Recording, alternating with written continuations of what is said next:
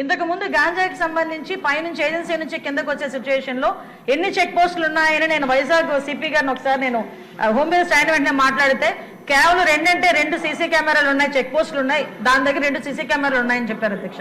అంటే చెక్ పోస్టులు కూడా పెట్టుకోలేని పరిస్థితులు అయిపోయింది. ఈ రోజు మళ్ళా తిరిగి గాంజా నిర్మూలనకి పర్టికులర్ గా ఎక్కడెక్కడైతే ఏరియాస్ నుంచి అయితే మనకి ట్రాన్స్పోర్ట్ జరుగుతుందో ఆ ట్రాన్స్పోర్ట్ అన్ని ఏరియాలలోని కూడా చెక్ పోస్టులు ఏర్పాటు చేసుకున్నాం. చెక్ పోస్టుల దగ్గర సీసీ కెమెరాస్ ఏర్పాటు చేసుకున్నాం అధ్యక్ష. ఏ గాంజా తీసుకునే వ్యక్తి కూడా ఎక్కడ కూడా తప్పించుకోకూడదనే ఉద్దేశంతోనే సర్వేలెన్స్ కింద సీసీ కెమెరాలు ఆల్రెడీ ఫిక్స్ చేస్తున్నాం అధ్యక్ష.